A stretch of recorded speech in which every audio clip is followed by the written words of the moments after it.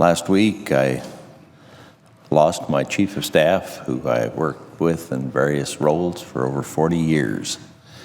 And a member of my staff, Ron Hindle, wrote a remembrance on behalf of the staff. It begins, September 21st was a day that my fellow NZ staffers and I will never forget. It was on that day that we learned that George McConaughey, or Flip as we all knew him, had lost a valiant battle he had waged against cancer for the past year. His loss has made these past few days a time of reflection and remembrance for us all about Flip and his life. And I would ask that the unanimous consent that the entire statement follow my comments. Without objection. Yesterday we had a celebration of the life of Flip McConaughey in Casper, Wyoming. It was well attended. It turned out to be kind of a reunion of people that had been touched by his life and his actions, and particularly those who had worked with him. I'm sorry that I can't share the video that we all got to see of him growing up and his interaction with family and others, particularly since family meant so much to him. So I want to share with you some of the words that, some of my remembrances, some of my memories. In the end, there's only faith, family, and friends. Flip is one of the richest men I know in all three categories. Flip had faith. Senate Chaplain Black lists Flip as his hero because of Flip's faith in spite of the fight going on inside him. Chaplain Black drove out to their home when they were moving back to Wyoming and did an anointing. I think that helped them make the long drive to Wyoming. Flip quietly shared his faith with others. Flip participated in the chaplain's weekly Bible study. Flip attended a men's prayer breakfast on Saturdays. Flip attended church faithfully. Flip had strength through his faith. Flip knew the importance of family. His closest friend, of course, was Sheila. He knew how lucky he was that she said yes when he proposed. He said it was the best thing that ever happened to him. He also said his parents liked her better than him. Flip knew about cancer since he was the caregiver through Sheila's bouts with chemotherapy. Then she was the caregiver and researcher through his operations, tests, and treatments. Her research saved his life more than once. Her love kept him going. Flip knew family, as a son, as a brother, as a husband, as a father, and especially as a grandfather. He did all those roles well, and he was an example to others. Diana and I feel like we're part of his family, and his family is part of our family. Flip has been a caring brother to me, and Flip has always treated staff as family.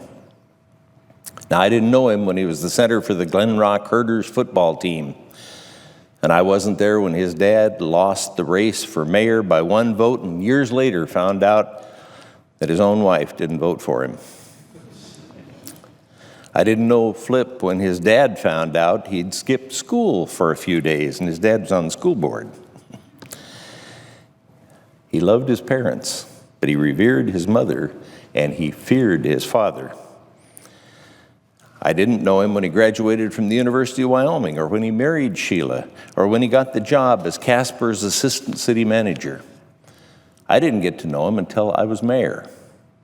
As an accountant, I ran on a balanced budget and an agenda at council meetings. Then I found out, and you can imagine the shock I had when I learned that you had to know about sewer and sewer treatment, garbage, police, fire, parks, not to mention water, which in Gillette smelled and was color-coded and in short supply, or that the town owned its own dilapidated electrical system. Now, it's hard to entice somebody with that kind of knowledge to come to a boomtown. But I was able to persuade Flip to pull up roots and become Wyoming's first city administrator. He reminds me that it wasn't until he had bought a house and moved Sheila to Gillette that he found out the ordinance he was to work under was only through the first of 3 readings, and that the mayor had to break the vote with a tie. to get it that far. Flip and I have gotten a lot of things done working together over 40 years. Flip has never worked for me. He has always worked with me. As a team, we used his city skills. I was just a salesman. I remember when his son Jeff was born, and then Sarah. I remember their excitement for each of these gifts of heaven. I also remember when our two sons discovered Star Wars and each wanted a Millennium Falcon transporter.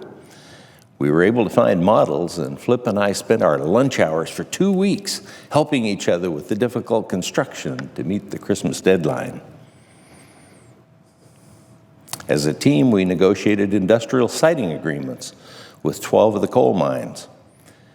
We were insisting that the companies provide a town that their employees would want to live in and to work from. Some were harder to convince. Their first trip to City Hall, they would bring a small plan. I would look at it, suggest that they weren't serious, and then throw their plan in the garbage as I left the room. Flip would be the good guy and stay and put them on the right track. I'm sure those old line company execs wondered about negotiating with 2 kids, just 30 and 27 years old. The town had no money, and the electrical system was about to blow up. I mentioned the color-coded smelly water that was in short supply. The town got a water system for 30,000 people, with only 10,000 people to pay for it. But we were able to convince Standard & Poor's and Moody's that we had a sound plan.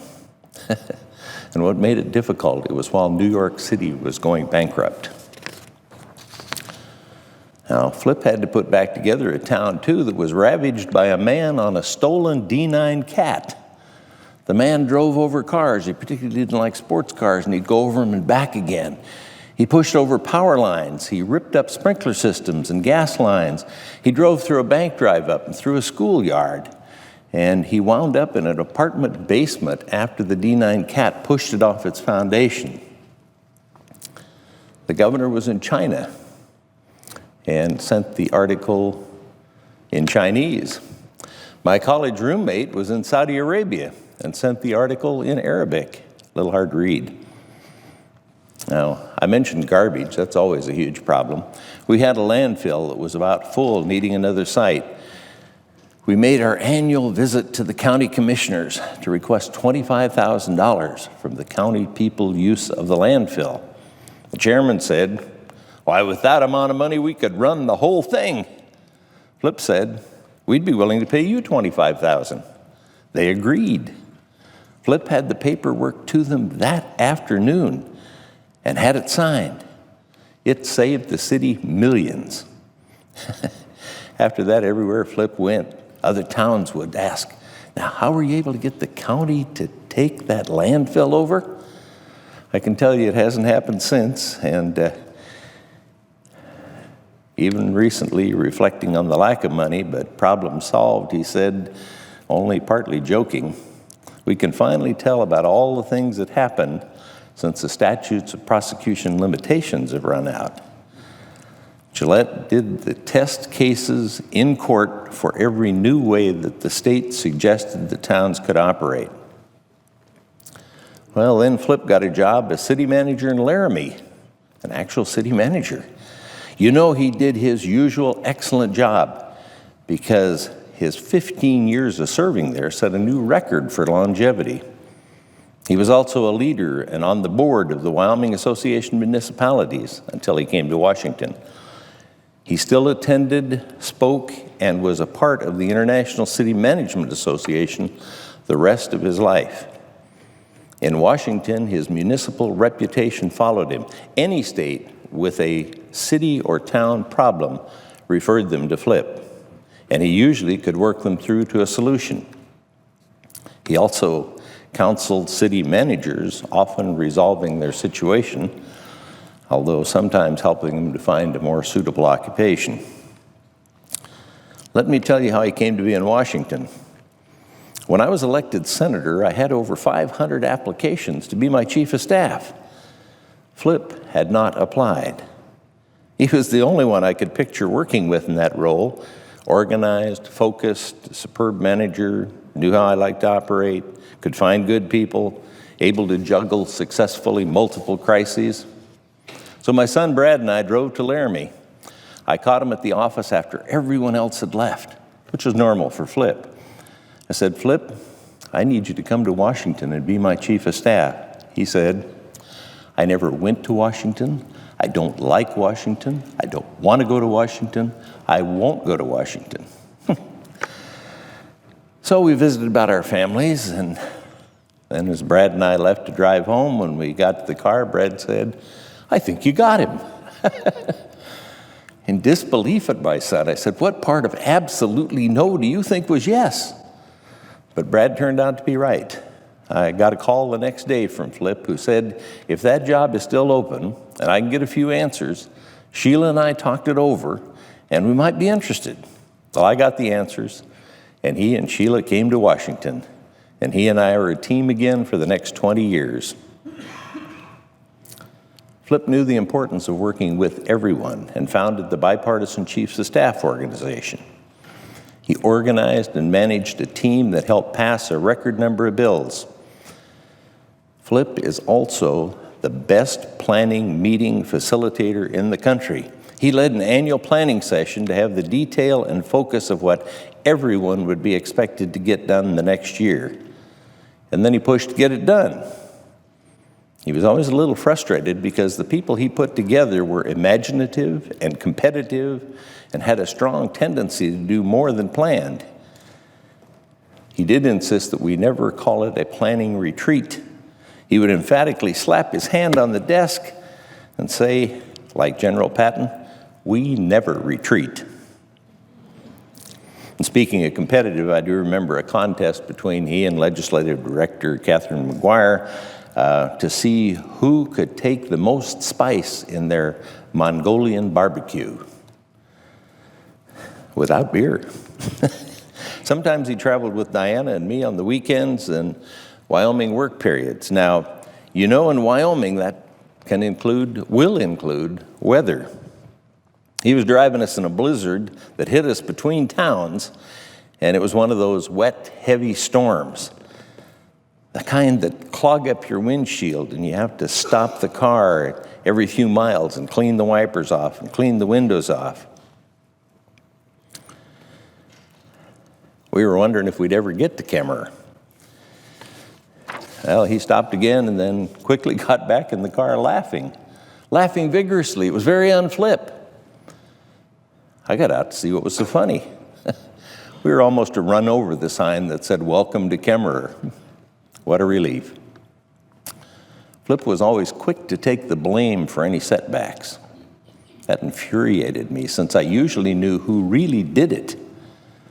And he always got to the source, and like a good father, trained the employee error into a teaching moment. Flip was a people person.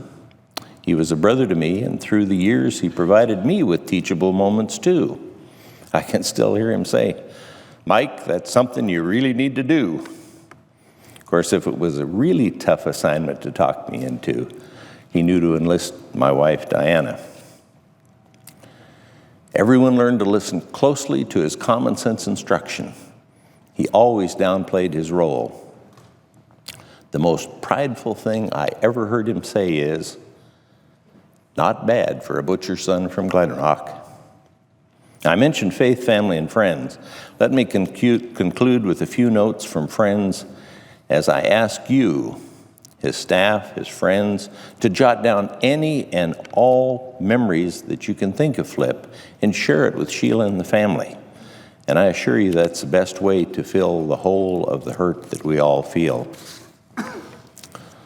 So from Leader McConnell's chief of staff, he had a great knack for knowing when to encourage, when to kid, and when to make you laugh through the stresses we all face. And from the new leader of the chiefs of staff, our beloved friend, colleague, and fellow chief, Flip has passed after a long and courageous battle with cancer. We appreciated Flip's self-deprecating humor, straight talk, and professionalism. We were witness to tremendous character, faith, and courage as he walked through the blow of cancer. He was a friend and mentor when I was a young chief of staff. I was privileged to be part of a weekly prayer group with him. And from Steve Northrup, who is the director of the health committee, what Flip went through these last several months would have broken the spirit of a lesser man. We can take solace knowing he is with God now, with no more pain, only peace. He was a friend and mentor and an inspiration as a public servant. He was a scary man when he needed to be, but he was always there when he needed to support, advise, or give you a kick in the pants. So you can see that Flip had friends everywhere he went, and even ones that he didn't know, because he served and he listened. People mentioned that he actually heard what they said. Flip, we know you've been welcomed into your heavenly home, and the Lord has told you, "Well done, thou good and faithful servant." And Flip, I thank you for calling me in your last hours to say goodbye. We miss you, Flip.